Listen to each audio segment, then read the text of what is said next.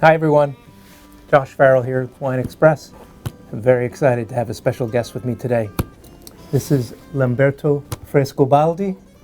He's the owner of Frescobaldi Winery in Tuscany, or all the wineries in Tuscany.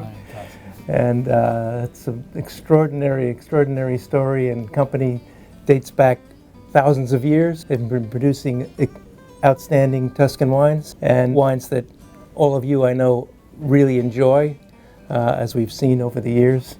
And Lamberto is here, and we're going to talk about a couple of his wines today. Welcome, Lamberto. Thank you, Joshua. It's nice to be here. We're going to focus today on two wines. May I? Yes, please. Yes, we have the Chianti Rufina Riserva from the Nipozzano estate. This is the 2018, the latest release.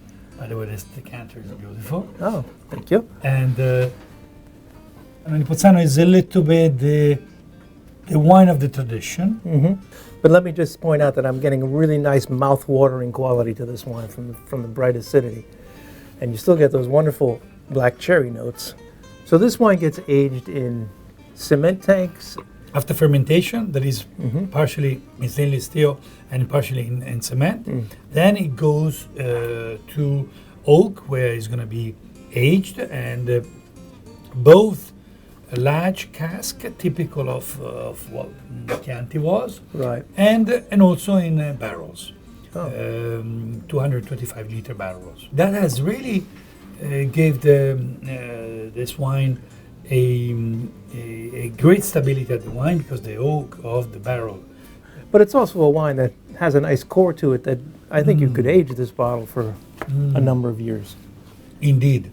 What we've been able to do in these last 20 plus years is to make this wine actually very agreeable and pleasant and complex to be drunk also young. Let's move on to our Brunello. So of course, Brunello is the king of Tuscany, right? Brunello is the king of Tuscany, is yet made with the same variety, right, of this used in Chianti. In Chianti is mainly Sangiovese. Instead, in Montalcino is 100%. Right. This you just poured me, Castelgiocondo 2016, is the latest vintage that is on the market. You know, I know this is also a wine that I know ages tremendously. So even though it's aged 5 years before it's released, you can still put it in your cellar and age it another, 10 years or more, right? 10 years, 20 years or more. Yeah. I know this ends up on the best cellaring wines lists all the time. These wines last 50 years. So the nose on this is obviously very different. Even though, yes, we're smelling Sangiovese, but I'm getting all those really nice tobacco notes, a little bit of eucalyptus note, also that beautiful cherry note, floral notes, dried fruit. Layers of aroma is important because it makes the wine very intriguing, and each time you go back to it, you find something else, find something new. Absolutely. So I don't get the same bright mouth-watering quality that we got on the Nipozzano, but I get a real richness. It really kind of opens up on the palate, mouth-filling. This Montalcino is famous to produce wines that are a little bit more a ballerina on toes. So you have to behave yourself a bit. And she's not going to tell you a story right away.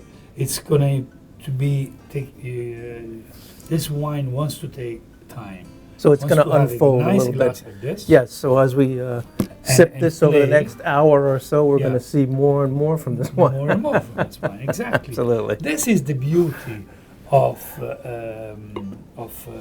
wine that have complexity, because you do not get bored with it. And I can't imagine ever getting bored with this wine. This is lovely wine. And I want to thank you for joining me. Thank you. So it's great. Cheers. Cheers, everyone.